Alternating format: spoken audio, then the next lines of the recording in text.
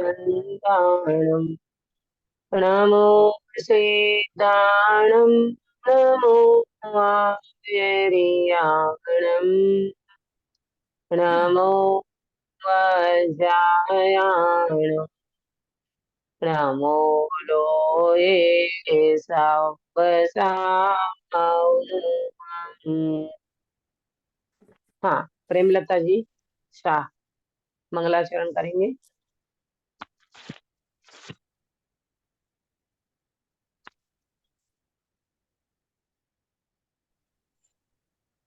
नहीं है? हाँ, जय जिनेन्द्र। हाँ, बोलिए। मंगलमय मंगल करण वीतरागवी ज्ञान नमो ते यजेति भया अरहंतादि महान करि मंगल करुछु महा ग्रंथ करण शुभ काज जेथी मळे समाज सर पामे निज पदराज पामे निज पदराज। हाँ, और दूसरे अधिकार का मंगलाचरण साथ में करना है। दूसरे अधिकार का है ना मंगलाचरण। मिथ्या भाव अभावते जो प्रगटे निज भाव सो जयवंत रहो सदा यही मोक्ष उपाय। मिथ्या बहुत सुंदर मंगलाचरण। हाँ, बोलिए, बोलना है आपको। मिथ्या भाव अभावती जे प्रगटे निज भाव ते जयवंत वरतो सदा एही ज मोक्ष उपाय। बहुत सुंदर मंगलाचरण आपने किया। सुबह मंगल प्रभात की मंगल वेला में हमारी चर्चा मौलिक रचना आचार्य कल्प पंडित प्रवर टोडरमल जी साहिब की मोक्ष मार्ग प्रकाशक जी के ऊपर हमारी चर्चा चल रही है। उसमें दूसरे अधिकार में हम कल जो चर्चा उठाई थी वो घाती अघाती कर्म और उसके कार्य के बाद निर्बल जड़ कर्म के द्वारा जीव के स्वभाव का घात होना और सामग्री का मिलना। प्रश्न ये उठाया था पंडित साहब ने कि भाई कर्म तो जड़ है, तो वो जड़ कर्म स्वभाव का घात कैसे करे और वो सामग्री को कैसे मिला दे। ना, बात भी सही है। कर्म में चेतना तो है नहीं, अगर चेतना होती तो ये दो कार्य हो सकता था। तो प्रश्न का आंसर में पंडित साहब ने ऐसा ही जवाब दिया कि भाई यहाँ पर आप उनको निमित्त समझो। किसको निमित्त समझो गिरीश भाई? कर्मों को निमित्त समझो। हाँ, कर्म को निमित्त समझो। कर्म को कर्ता समझोगे तो ये बात नहीं बैठेगी, क्योंकि कर्म को कर्ता कहोगे तो फिर कर्म में चेतनपना चाहिए। कर्ता माने जो कार्य करने वाला है। ये कार्य करता नहीं है, ये सामग्री मिलाता नहीं है। सामग्री मिलने के समय वो हाजिर रहता है। कौन? कर्म। आया ना समझ में? तो इसमें दो चीज समझना कि कर्म करता भी नहीं है और उद्यम से कोई कार्य कर सकता नहीं है, क्योंकि कर्म जड़ है। बराबर। सामग्री को मिलाना हो तो उनको चेतनपना चाहिए, सामग्री को मिलाना हो तो वो बलवानपना चाहिए। तो न कर्म बलवान है तो अपने अपने तो हम अपने माने हम सब ने अभी तक तो यही सुना था, कर्म बलवान है, कर्म जोरदार है, कर्म चिकने हैं, कर्म भारी है। ये सारी बात जब गुरुदेव श्री का उदय नहीं हुआ था तब तक थी। हम मुमुक्षु समाज में ये बात अभी करना भी योग्य नहीं है, क्योंकि जिन महापुरुष ने 45 साल तक डंके की चोट ये कर्म से भिन्न भगवान आत्मा बताया, और आज हम मोक्ष मार्ग प्रकाशक जी शास्त्र जब पढ़ रहे हैं तब भी यहाँ पंडित साहब कर्म को बलवान नहीं कह रहे हैं। है ना, कल चर्चा उठाई थी कि ये कर्म को बलवान नहीं कह रहे हैं, ये तो कहते हैं कि भाई तेरी आत्मा बलवान है। अभी आगे चर्चा आज जो अपन पॉइंट उठा मतलब बिंदु पे चर्चा करेंगे, नवीन कर्म बंध विचार, उसमें बहुत सुंदर चर्चा आएगी। एक तरफ तो नवीन कर्म बंध की बात करेंगे और दूसरी तरफ अपने ज्ञान स्वभाव का अंश बताएंगे जो अनादि अनंत एज इट इज रह गया। उस ज्ञान स्वभाव का कोई घात नहीं कर पाया। न कर्म की ताकत थी कि उन कर्म को, उन ज्ञान स्वभाव को हनन कर सके, माने उसका घात कर सके। इतनी सुंदर चर्चा हम आज करने वाले हैं। और यहाँ पर ये जो बात चली थी कल, एक दृष्टांत जो बाकी रह गए हैं, इसको आज अपन पूरा करके फिर आगे की चर्चा को करेंगे। पहले समझना, कर्म करता नहीं है, कर्म मात्र निमित्त है। अगर कर्म करता नहीं है, निमित्त है, तो क्या होता है कि सहज ही निमित्त नैमित्तिक संबंध बनता है ना। सहज ही निमित्त नैमित्तिक संबंध बनता है। कैसे? यहाँ जीव को राग हुआ तो वहां मोहनीय कर्म का उदय रहता है। यहाँ जीव को किसी भी प्रकार का कषाय हुआ तो वहां चारित्र कर्म का उदय रहता है। यहाँ जीव को किसी भी प्रकार का ज्ञान में ज्ञान की हीन दशा हुई तो वहां ज्ञानावरणीय कर्म का उदय निमित्त रहता है। ऐसे हर कर्म में समझना। सुनीता जी समझ में आ रहा है? हर कर्म में हाँ निमित्त दीदी। समझना। हाँ, कभी ऐसा उपादान में ये वाली बात नहीं बिठाना कि कर्म उपादान रूप है, कर्म ही कराते हैं, कर्म ही नचाते हैं, कर्म ही, ऐसा बिल्कुल नहीं है। सहज ही निमित्त नैमित्तिक संबंध बनता है। और इसमें घाती अघाती दोनों कार्य का जब बात करी तो ऐसा बताया कि जब जीव आत्मा ही स्वभाव रूप परिणमन नहीं करता तब कोई न कोई कर्म का उदय रहता है। ये घाती कर्म की बात। फिर अघाती में सामग्री मिलती है। जब जीव के पुण्य का उदय रहता है, शाता वेदनीय का उदय रहता है ना, तब ऑटोमेटिक ऐसा निमित्त नैमित्तिक संबंध है कि उनके घर में गाड़ी बाड़ी लाड़ी सब कुछ संयोग और शरीर की अनुकूलता ये सब कुछ प्राप्त हो जाते हैं। अब इनको समझाने के लिए एक बात अपन ये समझ सकते हैं कि क्या क्या बात बताई पंडित साहब ने। इसको तो दो दृष्टांत दिए हैं इसको समझाने के लिए कि कर्म निमित्त है, कर्म कुछ करते नहीं है। तो देखो 25 नंबर के पेज पे 25, जैसे किसी पुरुष के सिर पर मोहन धूल पड़ी है, उससे वह पुरुष पागल हुआ।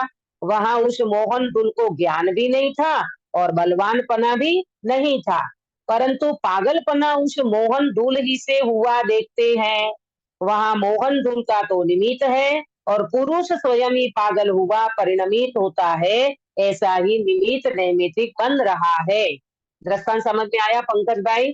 क्या कह रहे हैं कि किसी व्यक्ति के सिर पे मोहन धूल पड़ी है। मोहन धूल माने आज के शब्दों में कहे तो मेसमेरिज्म, है ना। कोई ऐसे करते थे ना मेसमेरिज्म, उसकी बात है। तो किसी व्यक्ति को कर दिया मेसमेरिज्म और मेसमेरिज्म करने के बाद वो व्यक्ति पागल हो गया। ऐसी बात सुनने में आती है ना कि किसी बहन को कोई भाई ने ऐसा कुछ कर दिया तो उन्हें अपनी सोने की बंगली उतार करके, सोने की चूड़ी उतार करके दे दी। ऐसा बनता है ना, घटना बनती है ना, ऐसी सुनी भी है ना आप लोगों ने भी। तो ऐसा क्यों होता है? ऐसा क्यों होता है कि भाई वो व्यक्ति की कमजोरी के कारण, आप ऐसा मत समझना कि मोहन धूल ही वो कराती है। वो मेसमेरिज्म के कारण वो निमित्त है, परंतु उस व्यक्ति की उस समय ऐसी योग्यता होती है तो उन्हें चेन अरे चूड़ी उतार करके दे दी। ये घटना हमने सुनी भी है। तो इसी प्रकार यहाँ कहते हैं कि मोहन धूल में ज्ञान नहीं है और मोहन धूल बलवान भी नहीं है। मोहन धूल माने यहाँ कर्म का उदय समझना। कर्म में ऐसी कोई बलवानपना नहीं है, कर्म में ऐसा कोई ज्ञान भी नहीं है, परंतु वो व्यक्ति पागल हुआ तो दिखाई देता है। मोहन धूल से वो व्यक्ति पागल हुआ तो दिखाई देता है। तो यहाँ पंडित साहब कहते हैं मोहन धूल निमित्त है। बराबर, मोहन धूल निमित्त है।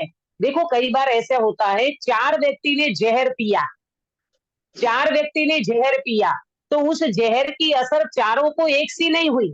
एक व्यक्ति तो तुरंत खत्म हो गया, एक व्यक्ति 2 दिन में खत्म हुआ, एक व्यक्ति 4 दिन में खत्म हुआ और एक व्यक्ति मरा नहीं। बताओ, आया समझ में? तो जहर ने ये कार्य किया कि वास्तव में देखा जाए तो उस व्यक्ति की शरीर के पुद्गल परमाणु की योग्यता ने काम किया। उस व्यक्ति के शरीर के पुद्गल परमाणु ने काम किया है। हाँ, पुद्गल परमाणु की योग्यता है उस प्रकार की। अपन बोलते ना कि कोई व्यक्ति कोरोना के टाइम में कितने व्यक्तियों ने दवाई ली, है ना, कितने व्यक्तियों ने उपचार किया, कितने व्यक्तियों को कोरोना हुआ और कोरोना के समय खूब उपचार हुआ, लेकिन अच्छा खासा उपचार करने वाला व्यक्ति तो चला गया और किसी व्यक्ति का उपचार ठीक से नहीं हुआ तो भी आयु शेष बाकी थी। तो गिरीश भाई क्या हुआ? बच गया। वो व्यक्ति बच गया। तो ये क्या समझाते बीना बेन, ये कहते हैं आयु कर्म बाकी होगा तो कोई कुछ नहीं कर पाएगा, और आयु कर्म पूरा होना होगा तो बड़े बड़े डॉक्टर भी नहीं कुछ बचा सकते। नहीं कर कुछ पाएंगे, हाँ नहीं कुछ बचा सकेंगे, हम्म, है ना। तो यहाँ पर आपको समझ में आया एक दृष्टांत, मोहन धूल वाला जो दृष्टांत दिया। आज के समय में नेक्स्ट मेस्मेरिज्म कहें तो वो मेस्मेरिज्म करने वाला व्यक्ति अगर इस प्रकार का कोई कार्य करता है, सामने वाले व्यक्ति की शरीर की योग्यता की ऐसी मनुष्य पर्यायगत योग्यता ऐसी हो कमजोर, तो उसका असर उस पे होता है। इसी तरह निमित्त नैमित्तिक संबंध में एक दृष्टांत, अब दूसरा दृष्टांत। लेकिन जिस हम समझ प्रकार में दीदी, वो जो हम बोलते हैं वो मैक्सिमलिज्म का असर होता है, वो सामने हाँ वाला व्यक्ति निर्बल हो, उसका हाँ मानसिक स्थिति, तो हाँ, तो उसका प्रभाव हुआ कि नहीं हुआ? प्रभाव हुआ का मतलब वो निमित्त, देखो प्रभाव होने का मतलब ये है कि निमित्त रूप से प्रभाव समझना, कर्ता होकर के कोई प्रभाव नहीं कर सकता, वो सामने वाले व्यक्ति की कमजोरी के कारण ऐसा हुआ है। जैसे अपन व्यंतर की बात करते ना गिरीश भाई, व्यंतर भी हर व्यक्ति को नहीं लगता, जिसका जिसका कोई कमजोरी और इस प्रकार का उदय होता है उसी को ही लगता है, हर व्यक्ति को व्यंतर भी असर नहीं कर सकता। इसी तरह कर्म को निमित्त रूप से समझना, अगर हम ऐसा समझेंगे ना कि कर्म ही सब कुछ करता है, फिर तो जीव कभी मोक्ष ही नहीं जा पाएगा, जीव तो फिर जीव तो कभी मुक्त ही नहीं हो पाएगा। तो ऐसी बात बिल्कुल नहीं है। जब इस प्रकार की जीव की कमजोरी होती है तब वो निमित्त रूप से कार्य कर्म करते हैं, इतना ही समझना। अब दूसरा दृष्टांत, जिस प्रकार सूर्य के उदय के काल में चकवा चकवियों का संयोग होता है, वहां रात्रि में किसी ने द्वेष बुद्धि से बल जबरी करके अलग नहीं किए हैं, और दिन में किसी ने करुणा बुद्धि से लाकर मिलाए नहीं है। सूर्योदय का निमित्त पाकर स्वयं ही मिलते हैं, ऐसा ही निमित्त नैमित्तिक बन रहा है। उस ही प्रकार कर्म का भी निमित्त नैमित्तिक भाव जानना इस प्रकार कर्म के उदय से अवस्था है। अब ये जो चकवा चकवी का दृष्टांत जो है, मेरा एक प्रश्न है काश्मीरा बेन, ये चकवा चकवी का जो दृष्टांत है, तो ये चकवा कौन से भगवान के 24 तीर्थंकर में से कौन से भगवान का चिन्ह है? इतना थोड़ा सा भी तो अपने को बच्चों को ज्ञान होता है। 24 पवन भगवान के चिन्ह बच्चों को याद रहता है। पवन तो कुमार, बोलो। पवन नहीं, कुमार। पवन कुमार की बात तो बाद में आएगी, पहले मैंने 24 तीर्थंकर में से पूछा कि कौन से भगवान के चिन्ह है ये। सोमतेनाथ भगवान का। काश्मीरा बेन, हाँ सुमतिनाथ भगवान का, काश्मीरा बेन नहीं है क्या? नहीं है। याद नहीं है हाँ, सुमतिनाथ भगवान का चिन्ह है। सुमतिनाथ भगवान के चिन्ह में चकवा का चिन्ह रखा गया है। तो कहने का मतलब एक तो चकवा ये आया, दूसरा चकवा की बात अभी जो प्रेमलता जी ने बोला कि पवनंजय, वो जो चकवा चकवी की घटना देख करके पवनंजय को किसकी याद आई थी? अंजना जी की। हाँ, अंजना जी अंजना की। की याद आई। अहो ये दोनों वियोग में कैसे जुड़ रहे हैं, तो मेरी अंजना को भी क्या लगा होगा। मैं तो उनको ऐसा ही बिल्कुल छोड़ करके आ गया, एक ही रात में मैं वहां से रवाना हो गया। उन अंजना पे क्या बीतता होगा। तो ये पवनंजय को भी चकवा चकवी का दृश्य देख करके अंजना की याद आई, और फिर वो लौटे और अंजना के पास गए थे। यहाँ तो मुझे ये समझाना है कि ये जो चकवा चकवी की जो बात बताई ना, कि दिन में करुणा बुद्धि से कोई मिलाता नहीं है, और रात्रि में कोई द्वेष बुद्धि से उनको अलग करते नहीं है, परंतु सहज ही उनकी योग्यता ऐसी होती है कि उनको रात में उसी प्रकार का मिलन नहीं हो पाता, दिखाई नहीं देता, और दिन में वो व्यक्ति मिल जाते हैं। तो कोई ने करुणा भी नहीं की और किसी ने द्वेष बुद्धि से रात्रि में उनको अलग नहीं किया है। बराबर सूर्योदय का निमित्त होता है और वो मिल जाते हैं। इसी प्रकार कर्म का भी समझना, कर्म के कारण किसी का संयोग वियोग, ये कहते तो हैं कि कर्म के उदय से किसी का संयोग हुआ, किसी का वियोग हुआ, परंतु कर्म निमित्त मात्र है। देखा जाए तो जीव की योग्यता से ये सब कुछ बन रहा है। तो इसी तरह से दो बात समझना ये चैप्टर से, कि कर्म बलवान भी नहीं है और कर्म में ज्ञान भी नहीं है। तो फिर क्यों होता है ऐसा स्वभाव का घात क्यों होता है और सामग्री जीव को क्यों मिलती है, तो कर्म निमित्त रूप होता है और जीव की योग्यता से वो कर्म के साथ निमित्त नैमित्तिक संबंध बनता है। ये वाला चैप्टर खत्म हुआ। अब अपन 26 नंबर के पेज से आज एक नया चैप्टर उठाएंगे, नवीन बंध विचार। सुनीता जी, मैं आपसे एक प्रश्न पूछती हूँ, अभी तक हमारे वो जो मैंने पॉइंट नोट कराए थे, 9 पॉइंट नोट कराए थे, उसमें से कितने बिंदु हो चुके, बता सकते हो? हाँ दीदी, तीसरा है ये। नहीं, देखो आपने नोट किया होगा 9 पॉइंट की चर्चा, कितने कर्म बिंदु हो बंध चुके? रूपी रोग का निदान, हाँ, कर्म बंध रूपी का संबंध अनादि का, आत्मा हम्म, और कर्म की भिन्नता, हम्म, ऐसा तो हो गया। मूर्तिक अमूर्तिक का बंध, ये भी हो गया, जाति अघाती का कार्य, ये भी हो गया, अभी है हो ना? गए। 5 है बिंदु। नवीन कर्म बंध विचार। हाँ, 5। 7 अभी ये 7 नवीन कर्मबंध विचार तो आज करेंगे। पंकज भाई, 5 5 हो बिंदु गए। की चर्चा हो गई, हाँ जी। है ना? आपको मैंने 9 बिंदु नोट कराए थे, उसमें से 5 बिंदु की चर्चा हो गई। नंबर 1, कर्म बंध रूपी रोग का निदान, ये हमने सबसे पहले किया था वैध वाला दृष्टांत दे करके। फिर दूसरा, कर्म का संबंध जीव के साथ कब से है बिना बेन? अनादि से है। अनादि से। अनादि से है, तो इसकी चर्चा भी कर ली। फिर तीसरा, आत्मा और कर्म की भिन्नता, दोनों भिन्न भिन्न है ना? मिट्टी के दृष्टांत दे करके, इस खदान में सोना है, तो सोना और मिट्टी भले संयोग से है अनादि से, परंतु दोनों भिन्न है। फिर मूर्तिक अमूर्तिक का बंध, इसकी चर्चा भी कर चुके। आत्मा अमूर्तिक है और कर्म मूर्तिक है, तो इसका बंध कैसे होता है, इसकी चर्चा कर चुके। और घाती अघाती की चर्चा कल भी उठाई थी, इससे पहले भी करी थी।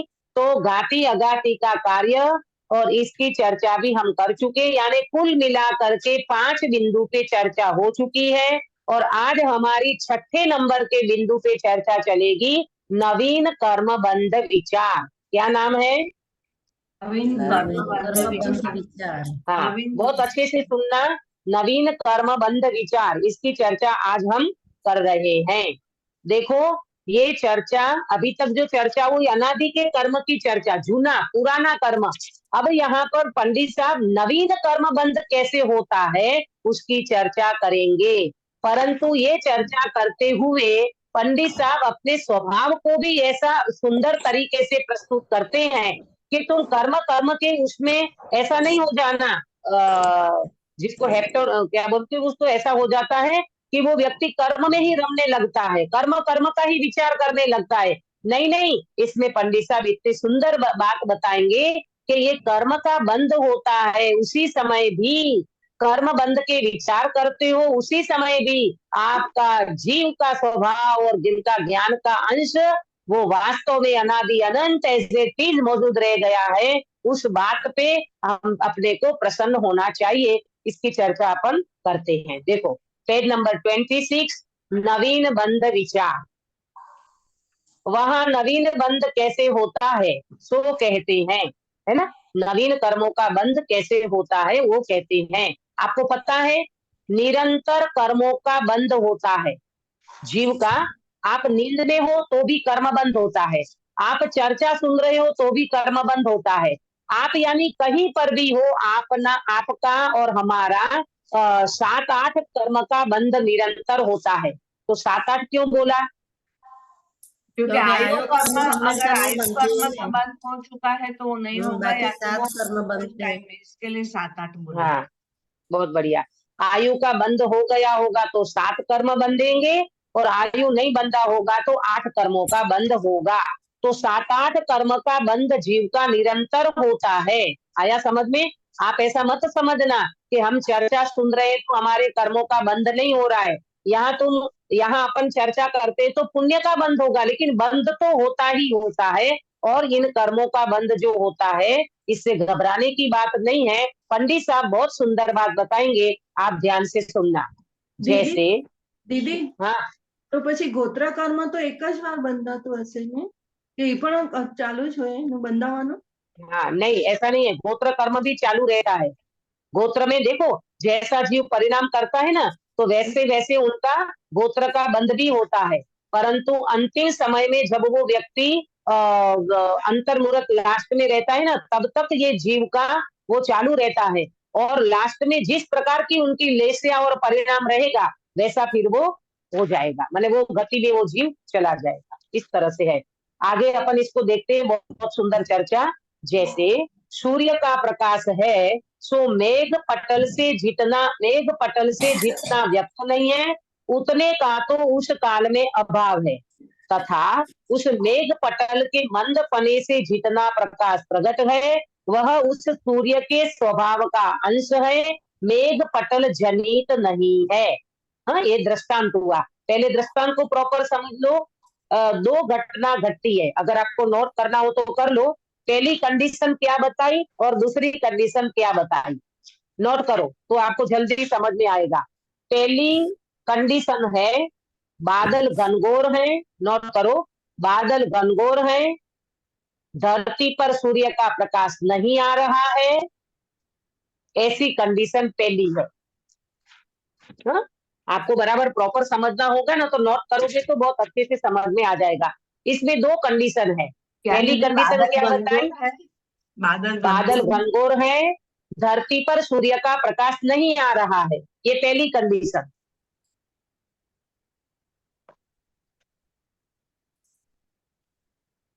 बराबर देखा, लिखा ना इसमें, सूर्य का प्रकाश है परंतु मेघ पटल से जितना व्यक्त नहीं। मेघ पटल माने क्या गिरीश भाई? मेघ पटल माने आवरण, बादल आवरण, आवरण। बादल, बादल, वादरा, वादरा। बादल हाँ, बादल को मेघ पटल कहा। बराबर, सूर्य का प्रकाश तो है परंतु मेघ पटल होने के कारण वो व्यक्त नहीं हो रहा है। तो घनघोर बादल जब होता है तब सूर्य का प्रकाश प्रकट नहीं होता। एक कंडीशन ये हुई। अब दूसरी कंडीशन, बादल कम हुआ, बादल कम हुआ, धरती पर सूर्य का थोड़ा प्रकाश आया, धरती पर सूर्य का थोड़ा प्रकाश आया, वो क्या है? सूर्य के स्वभाव का अंश है, बादल का नहीं। फिर से बोलती हूँ, दूसरी कंडीशन, बादल कम हुआ, धरती पर सूर्य का प्रकाश पड़ा, वो सूर्य के स्वभाव का अंश है, बादल का नहीं। प्रेमलता जी, हाँ आया समझ में? हाँ आया। हाँ, और रायपुर वाले प्रेमलता जी हैं क्या? दीदी लास्ट लाइन रिपीट कीजिए ना। हाँ है। जी जी जी, हाँ हाँ, मैं ये कह रही हूँ दूसरी कंडीशन में कि बादल कम हुआ, धरती पर सूर्य का प्रकाश आया, थोड़ा आया ना धरती पर सूर्य का प्रकाश, वो क्या है? तो बोले सूर्य के स्वभाव का अंश है, बादल का नहीं। बोलो रायपुर वाले प्रेमलता जी। जी जी जी, हाँ, क्या दूसरी कंडीशन क्या बनी? बादल कम हुआ, धरती पर सूर्य का थोड़ा प्रकाश आया, वो सूर्य हाँ, के स्वभाव का अंश है, बादल का नहीं। बहुत बढ़िया है ना। ये दृष्टांत हुआ। पहले दृष्टांत में क्या बताया था? पहले दृष्टांत में सुधाबेन, बादल जितने घने होंगे उतना सूर्य का प्रकाश धरती पर नहीं आएगा। नहीं आएगा, बहुत बढ़िया। घनघोर बादल के बीच में सूर्य का प्रकाश नहीं आ सकता धरती पर, तो ये पहली कंडीशन। और दूसरी कंडीशन ऐसी बनी कि बादल थोड़े बिखरे, बादल थोड़े कम हुए, तो थोड़ा सूर्य का प्रकाश जो धरती पर आया, तो वो सूर्य का प्रकाश बादल का है कि सूर्य का?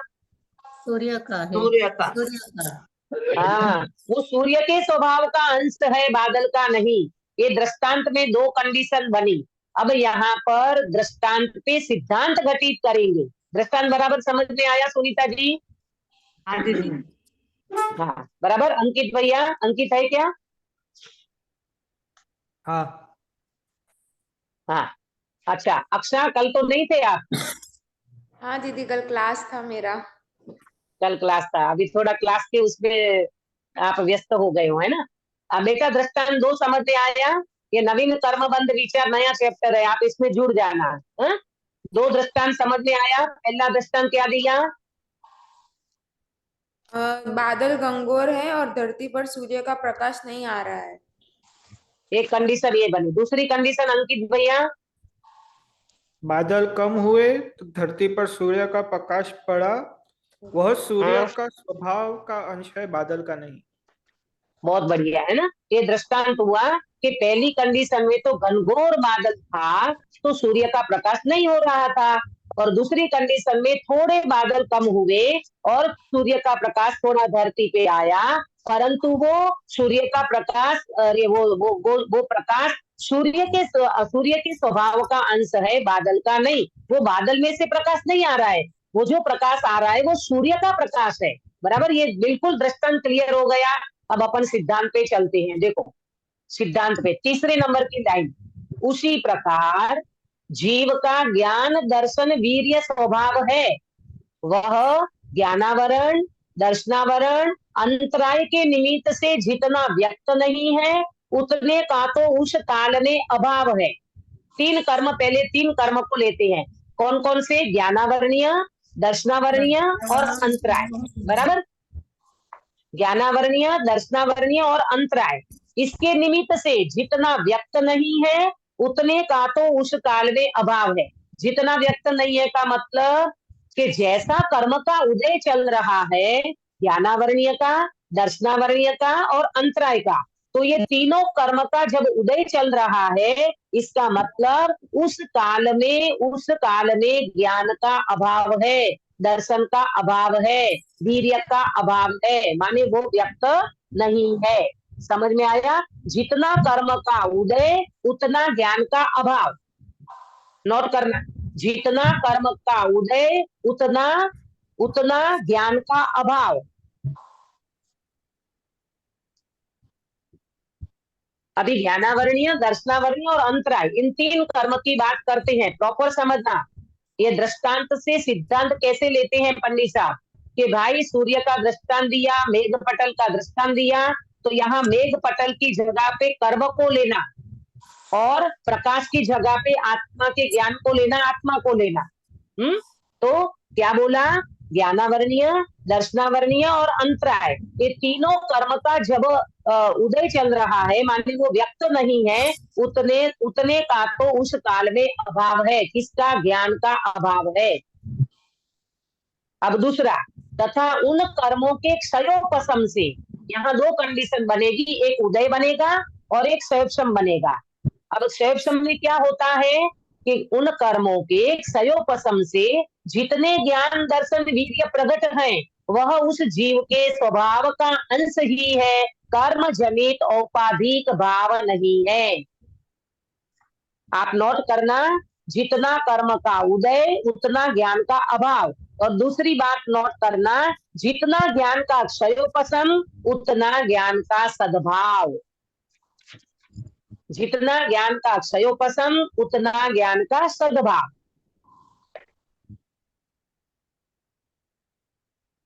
बराबर।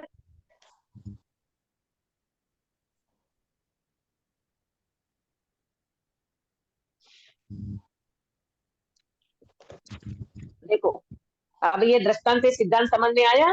पहला दृष्टांत था ना, बादल घनघोर है, सूर्य का प्रकाश बिल्कुल नहीं पड़ रहा है, इसी तरह कर्म का उदय घनघोर चल रहा है ना। तो उस समय ज्ञानावरणीय, दर्शनावरणीय और अंतराय, वीर्य अंतराय, तो ये तीन कर्म का जब उदय चलता है तो उस समय ज्ञान प्रकट नहीं होता। बराबर। और दूसरी बात, तो जितना उदय में वो ज्ञान प्रकट नहीं होता, परंतु जब क्षयोपशम होता है तो क्षयोपशम में ज्ञानावरणीय, दर्शनावरणीय और वीर्य ये थोड़ा प्रकट होता है। तो लेकिन जो ज्ञान प्रकट हुआ वो ज्ञान कर्म से है कि जीव के क्षयोपशम से है, जीव के स्वभाव से है? जीव के स्वभाव से। है ना, जीव वो के जीव के स्वभाव का अंश है। बहुत बढ़िया, वो जीव के स्वभाव का अंश है, वो कर्म जनित औपाधिक भाव नहीं है। बराबर, ये दोनों बात समझ में आ गई। सो ऐसे स्वभाव के अंश का अनादि से लेकर कभी अभाव नहीं होता। अक्षा बेटा, हम निगोद में गए, अनंत काल बिताया, तो भी हमारी आत्मा जड़ हो गई क्या? नहीं नहीं नहीं हुई। तो किसके कारण? ये स्वभाव का अंश, ये ज्ञान का अंश हमारा मौजूद रहा ना, तो इससे खुश हो जाओ। अभी अपन बोलते ना, दीदी हम तो अज्ञानी हैं, हमको तो कुछ याद नहीं रहता, हमको तो कुछ ज्ञान नहीं होता, हमको इतना जितना चाहिए उतना शास्त्र ज्ञान नहीं है। भगवान कहते हैं, ये अपने पंडित साहब कहते हैं, आपको बिल्कुल टेंशन करने की बात नहीं है। एक तो नवीन कर्म बंध का विचार कराते हैं, और दूसरी ओर पंडित साहब ने ये बात निकाल दी, भाई तू कितना भी अनादि का जीव कर्म के बीच में घेरा हुआ है, परंतु तेरे स्वभाव का अंश कभी भी क्या नहीं हुआ, नष्ट नहीं हुआ। अंकित भैया, स्वभाव का अंश कभी नष्ट नहीं हुआ। कौन सा स्वभाव, कौन से स्वभाव का अंश? ये जानना जानना जानना जानना जो हो रहा है ना, वो निगोद के जीव में भी है, हमारे में भी है, और सिद्ध भगवान में भी यही स्वभाव का अंश मौजूद है। भले सिद्ध भगवान पूर्ण हो चुके हैं, तो भी उस जीव में भी ज्ञान स्वभाव मौजूद है। निगोद के जीव में भी भले अक्षर का अनंतवा भाग है, तो भी वो जीव जड़ नहीं बना। इसका मतलब उनका सामान्य ज्ञान, जानना जानना जीव मात्र के पास व्यक्त है। गिरीश भाई, ख्याल में आया? तो अपने को क्या करना चाहिए? अपने को खुशी मनाना चाहिए, भले घनघोर बादल क्यों ना हो, भले कितना भी कुछ हो, परंतु हमारे स्वभाव का अंश व्यक्त है। उदय काल में भी, ये तो एक एग्जाम्पल तो एक देश होता है, कितना भी घनघोर उदय के बीच में भी बोलो जीव स्वभाव, ज्ञान स्वभाव को छोड़ देता है क्या? ज्ञान स्वभाव उसका नष्ट हो जाता है क्या? नहीं होता। निगोद में भी हमारा ज्ञान स्वभाव नष्ट नहीं हुआ, जानना जानना नष्ट नहीं हुआ, तो अभी क्या हो जाएगा? कुछ भी नहीं होगा। देखो कितनी सुंदर बात करते हैं, इस ही के द्वारा, पढ़ो इसमें 26 नंबर के पेज पे लास्ट की 2 लाइन है पैरे की, इस ही के द्वारा, इस ही के द्वारा माने, इस ही के द्वारा माने प्रेमलता जी, किसके द्वारा? स्वभाव, हाँ, स्वभाव के अंश द्वारा। ये जो जानना जानना जानना जानना जो हमारा प्रगट है ना, इस स्वभाव के अंश द्वारा जीव के जीवत्व बने का निश्चय किया जाता है। वाह प्रभु वाह, ये मेरा जानना जानना जानना जानना जो हो रहा है, ये मेरे स्वभाव का अंश है। मेरी आत्मा इस ज्ञान में, मेरी आत्मा में से ये ज्ञान आ रहा है, और ये जानना जानना जो स्वभाव का अंश है, इससे हमारे जीव के जीवत्व बने का निश्चय किया जाता है। ये मेरा सामान्य ज्ञान, ये मेरा जानना जानना, इससे क्या नक्की हो जाता है? मैं चैतन्य भगवान आत्मा हूँ, ये नक्की किया जाता है। हीरे की चमक मिली तो क्या नक्की हो गया? ये हीरा है, हीरा मिला, हीरा है, हीरा मिल गया, है ना? तालाब में हाथी डूबा है, मात्र सूंड दिख रही है, सुधाबेन क्या नक्की हो गया? नहीं, तालाब में हाथी है। तालाब में हाथी है ना? दूर से दिखाई दिया, मोजा उछल रहा है, लहरें उछल रही है, क्या नक्की हो गया एक लहर को देख के? समुद्र, पास में समुद्र है। समुद्र है, समुद्र उछल रहा है। इसी तरह ये जानना जानना मिल गया, क्या नक्की हो गया पंकज भाई? चेतनपना, ज्ञान काम कर रहा है, जीव का चेतनपना। हाँ, ये जानना जानना हो रहा है, ये ज्ञान निरंतर प्रकट हो रहा है। इससे नक्की हुआ कि जाननहार विराजमान है, शुद्धात्मा अंदर में विराजमान है। ये शुद्धात्मा का ही प्रकाश है, शुद्धात्मा का ही ज्ञान है। इसीलिए कभी भी डिप्रेशन में नहीं आना, कभी भी टेंशन नहीं करना, चिंता नहीं करना। सम्यक दर्शन कब होगा? अरे सम्यक दर्शन की तीनों काले की पर्याय खचित है, सम्यक दर्शन उसके काल में आएगा। तुम अभी अपने स्वभाव का स्वीकार करो, मैं तो ज्ञान स्वभावी भगवान आत्मा हूँ। क्योंकि मेरा जानना जानना किसको जाहिर कर रहा है बिना बेन? ये जानना किसको जाहिर करता है? अपने स्वभाव को जाहिर। हाँ, अपने स्वभाव को जाहिर करता है। तो आपको जब जब कसाय बने, रागादि परिणाम होवे, किसी भी प्रकार का उदय आवे, किसी भी प्रकार का विचार विकल्प होवे, तो वो विचार विकल्प को मुख्य करना कि ज्ञान को मुख्य करना? ज्ञान को मुख्य करना। तो मुझे तो ज्ञान हो रहा है, मुझे तो ज्ञान जानने में आ रहा है, और ये ज्ञान जब अपने जीवत्व का निर्णय कर लेता है, तो जीव को सम्यक दर्शन हो जाता है। कितनी सुंदर बात बताई, मुझे तो एकदम खुशी हो गई कि पंडित साहब एक तरफ तो कर्म की बात कर रहे हैं, कर्म बंध का, नवीन कर्म का बंध का विचार कराते हैं, और दूसरी तरफ इसी में स्वभाव का अंश बता दिया। घनघोर बादल के बीच में भी देखो, अपने को कई बार बारिश के दिनों में घनघोर बादल छा जाते हैं, तो क्या सूर्य नहीं होता है? होता है, होता है। होता है सूर्य। होता है ना, सूर्य होता है, सूर्य का प्रकाश भी होता है, परंतु बादल की ओर से देखें तो सूर्य ऐसा लगता है कि जैसे सूर्य नहीं है, सूर्य नहीं है, ऐसा नहीं है। अरे सूर्य को पूछो, सूर्य में बैठ करके बात करो तो सूर्य कहता है मुझे तो कभी बादल, मेरे में तो कभी बादल आए ही नहीं है। इसी तरह ज्ञान चैतन्य सूर्य में बैठ करके बात करोगे तो आपको बिल्कुल अंदर से लगेगा, अपन घबरा जाते हैं जरा से कर्म के उदय में, जरा से शरीर की तकलीफ, जरा से संयोगों की तकलीफ, और अपन घबरा जाते हैं। घबराने की बिल्कुल जरूरत नहीं है, ऐसा स्वभाव का अंश तुम्हारे अंदर में विराजमान है। वो अंश से, वो लक्षण से, वो ज्ञान से ज्ञायत तक अपन पहुंच सकते हैं, और उससे अपने स्वभाव की प्राप्ति होती है। जीवत्व पने का निश्चय किया जाता है कि ये देखने वाली, जानने वाली शक्ति को धरती हुई वस्तु है, वही आत्मा है। मैं कौन हूँ? आत्मा। मैं आत्मा हूँ, मैं शुद्धात्मा हूँ। कैसे बोला सुधा बेन, स्वभाव कैसे से। बोला?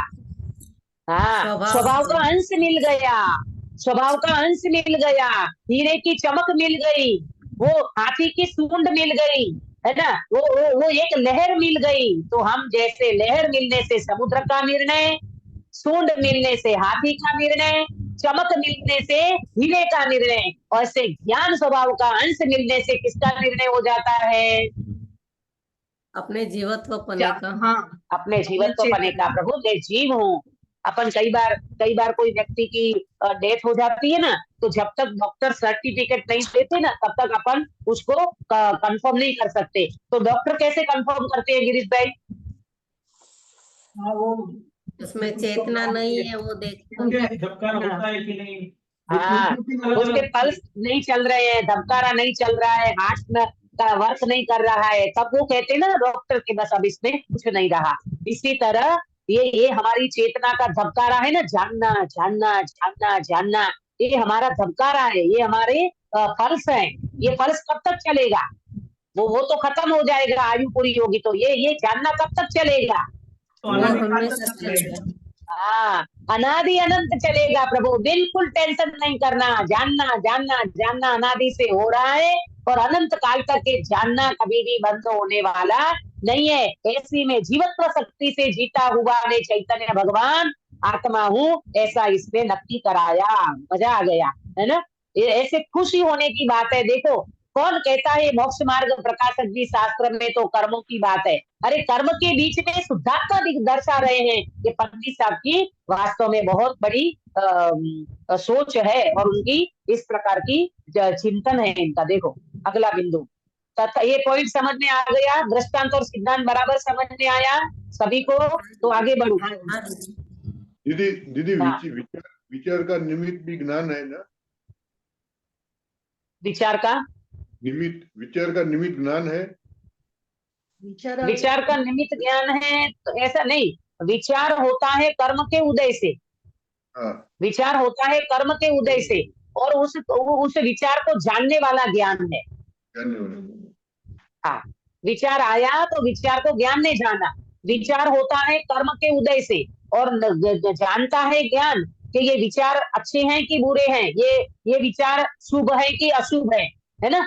तो ये जानता है ज्ञान, और विचार होता है कर्म के उदय के निमित्त से। बराबर? उससे ज्ञान निमित्त नहीं है उसमें, विचार में ज्ञान निमित्त नहीं होता तो है। विचार में ज्ञान निमित्त का मतलब कि विचार जो होता है जड़ को नहीं होता, चेतन को ही होता है। तो वो मनुष्य पर्याय, जैसे अभी अपनी जो पर्याय चल रही है ना मनुष्य पर्याय, तो उसमें जो विचार आता है तो वो विचार वास्तव में देखा जाए तो ज्ञान की पर्याय है। विचार देखा जाए तो ज्ञान की पर्याय है, परंतु कर्म की मिली जुली सरकार होने के कारण उसको कर्म के उदय में डाल देते हैं। मतलब उनको कर्म की प्रधानता से बताया जाता है। जब अपने को भेद विज्ञान करना होगा तो विचार को बिल्कुल जुदा कर दो। लेकिन जो विचार होता है वो जीव को ही होता है, विचार जड़ को नहीं होता, विचार दीवार में नहीं होता, विचार जीव में होता है है ना। हाँ, पर भेद विज्ञान करना है ना विचार से, तब ये कहेंगे विचार तो कर्म का उदय है, विचार तो तेरी चीज नहीं है, विकल्प हाँ। तेरी चीज नहीं है। वो भेद विज्ञान कराने के लिए तो ऐसा ही कहा जाएगा, और प्रॉपर वास्तव में देखा जाए तो ऐसा ही है। अगर विचार जीव का स्वभाव होता पंकज भाई, तो हाँ। सिद्ध भगवान को भी विचार होना चाहिए, आना चाहिए। सिद्ध भगवान हाँ। विचार करते हैं?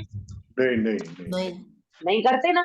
इसीलिए ये अपनी कमजोरी के कारण विचार विकल्प सब चलते हैं। जब अपन सिद्ध हो जाते हैं तो न विचार, न विकल्प, न कोई भी प्रकार का कोई विकार नहीं रहता। ख्याल में आया? तो हाँ जी। इसी तरह से, हाँ, इसी तरह से जीव के जीवत्व पने का निश्चय करना कि वास्तव में ये स्वभाव का अंश जो मौजूद है, ये तो मेरी चैतन्य आत्मा में से आया हुआ अंश है, और मैं तो वास्तव में आत्मा हूँ।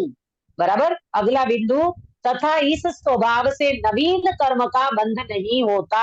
इस स्वभाव से माने ये जो क्षेत्र हुआ ना, ये जो स्वभाव का अंश है ना, इससे नवीन कर्म का बंध नहीं होता। ये जो क्षेत्र दो दो दशा बनी थी ना, एक उदय वाली और एक क्षेत्र वाली, तो ये जो स्वभाव का अंश है इसको क्षेत्र भी कहते हैं। तो ये वास्तव में नवीन कर्म का बंध नहीं होता इससे, क्योंकि निज स्वभाव ही बंध का कारण हो, तो बंध का छूटना कैसे हो? जब हमारा स्वभाव ही बंध का कारण बन जाएगा तो हम छूटेंगे कैसे? बात समझ में आ रही है गिरीश भाई? हाँ दीदी। बराबर। है ना। ये जो ज्ञान बंध का कारण होगा, तो फिर हम ज्ञान न करें, फिर हम ज्ञान जानना न करें, हम ज्ञान न करें। जब ज्ञान बंध का कारण होगा तो हम छूटेंगे कैसे? अरे छूटने का कारण तो ज्ञान है। सच्ची समझ करो, सच्चा ज्ञान करो, तो तुम बंधन से मुक्त हो जाओगे। तो यहाँ कहते हैं कि ये जो स्वभाव का अंश प्रकट हुआ, जो क्षेत्र में ये ज्ञानावरणीय, दर्शनावरणीय और अंतराय, इनका जो क्षेत्र है वो नवीन कर्म का बंध नहीं कराता। क्यों? क्योंकि ये स्वभाव का अंश है। अगर ये बंध का कारण बनेगा तो छूटना कैसे होगा? तथा उन कर्मों के उदय से जितने ज्ञान, दर्शन, वीर्य अभाव रूप है, उनसे भी बंध नहीं है। अब वो उनका उदय चल रहा है, उदय चल रहा है माने उस समय वो ज्ञान प्रकट नहीं है ना। अपन ये कहते ना, जिस व्यक्ति ने अपराध किया ही, जिस व्यक्ति ने अपराध के समय हाजिर ही नहीं था, माने किसी व्यक्ति ने किसी का मर्डर कर दिया, लेकिन अपन ये कहते हैं कि वो व्यक्ति था ही नहीं, तो उन पे तो बिल्कुल झूठा ही आरोप दे दिया ना। अरे वो व्यक्ति मर्डर कैसे करता? वो व्यक्ति इंडिया में था ही नहीं। समझना, दृष्टांत को समझना। कोई व्यक्ति इंडिया में था नहीं, और उस व्यक्ति पे अगर आरोप किया जाए कि इसने मर्डर किया है, तो ये बात सच्ची है कि झूठी अंकित भैया? झूठी। झूठी है ना, क्योंकि वो व्यक्ति इंडिया में था नहीं, तो उन्हें मर्डर कैसे किया? इसी तरह समझो यहाँ कि जो स्वभाव का अंश प्रकट नहीं है, माने कर्म का उदय चल रहा है, तो ज्ञानावरणीय, दर्शनावरणीय, वीर्य अभाव रूप है, अभी है नहीं प्रकट, तो उनसे भी बंध नहीं होता है। बहुत बहुत सुंदर चर्चा अपन कल उठाएंगे, अभी समय हो रहा है। क्योंकि स्वयं ही का अभाव होने पर अन्य को कारण कैसे हो? जो व्यक्ति हाजिर ही नहीं है तो उनको मर्डर का आरोप कैसे देते हो? जो कर्म अभी मतलब जिस ज्ञान का अभी सद्भाव है ही नहीं, जिस कर्म का अभी अभाव उदय चल रहा है, वो कर्म का उदय माने वो अभी ज्ञान प्रगट ही नहीं है, तो उसको आप कर्म बंध का कारण कैसे कहते हो? क्योंकि अभी तो ज्ञानावरणीय का, दर्शनावरणीय का, अंतराय का उदय चल रहा है। उदय चल रहा है माने उस समय वो ज्ञान है ही नहीं, तो वो भी कर्म बंध का कारण कैसे बनेगा? इसलिए ज्ञानावरण, दर्शनावरण, अंतराय के निमित्त से उत्पन्न भाव नवीन कर्म बंध के कारण नहीं है। ज्ञानावरणीय, दर्शनावरणीय और अंतराय के निमित्त से उत्पन्न भाव नवीन कर्म बंध के कारण नहीं है। जो ज्ञानावरण, दर्शनावरण और अंतराय, इनके निमित्त से जो भाव उत्पन्न होते हैं, वो भाव भी वास्तव में कर्म बंध के कारण नहीं है। इसकी चर्चा मैं कल आपको और विशेष स्पष्टता से समझाऊंगी, तो आपको जल्दी समझ में आएगा। आज का नवीन कर्म बंध विचार में बिंदु जो आया, सूर्य के दृष्टांत से दो कंडीशन बनाई, और दो कंडीशन में दो चीज बनाई, एक ज्ञान का उदय, एक कर्म का उदय, और एक कर्म का क्षयोपशम, अरे जीव का क्षयोपशम। कर्म का उदय जब चल रहा है तब जीव को ज्ञान प्रकट नहीं होता, वो ज्ञान भी बंध का कारण नहीं है। और दूसरी बात, जब क्षयोपशम होता है उसमें ज्ञानावरणीय, दर्शनावरणीय और अंतराय का क्षयोपशम होता है, वो क्षयोपशम कर्म का नहीं है। वो क्षयोपशम वाला जो ज्ञान वो जीव का स्वभाव है, जीव का अंश है। तो ज्ञान जीव का अंश अरे ज्ञान है जो वो स्वभाव का अंश है, तो वो भी कर्म बंध का कारण नहीं है। हम सबको ऐसे स्वभाव का आश्रय लेकर के ऐसे अंश के द्वारा अंशी का आश्रय करना चाहिए, तो जीव को अपने स्वभाव की प्राप्ति हो जाती है। इस तरह से हम सब नवीन कर्म बंध विचार में कर्म का बंध भले चालू हो, परंतु उसी समय हमारे ज्ञान स्वभाव का अंश जो विद्यमान है, स्वभाव जो विद्यमान है, घनघोर बादल के बीच में सूर्य जो प्रकाशमान हो रहा है, उससे सूर्य की दृष्टि करें। उस सूर्य की दृष्टि में से जो किरण निकल रहे हैं वो प्रकाश सूर्य का है, वो प्रकाश वास्तव में बादल का नहीं है। इसी तरह चैतन्य में से निकलता हुआ जो ज्ञान, वो ज्ञान वास्तव में जीव का है, वो कर्मों का नहीं है। ऐसे ज्ञान के माध्यम से अपने स्वभाव का अपन आश्रय करें, लक्ष्य करें और उसी से जीव अपने स्वभाव को प्राप्त करे। इस मंगल भावना के साथ अभी की बात को विराम देती हूँ। निज निधि निज में बताई है, अनंत उपकार है उसके लिए जिनवाणी माँ को वंदना सतवार है, वंदना सतवार है। अक्षर बेटा काय सर कराओगे? हाँ दीदी, जय जिनेन्द्र। नमो हरिहंताणम, नमो सिद्धाणम, नमो आयर्याणम, नमो वज्जायणम, नमो लोये सव साहुणम। नमो हरिहंताणम, नमो सिद्धाणम, नमो आयर्याणम, नमो वज्जायणम, नमो लोये सव साहुणम। नमो हरिहंताणम, नमो सिद्धाणम, नमो आयर्याणम, नमो वज्जायणम, नमो लोये सव साहुणम।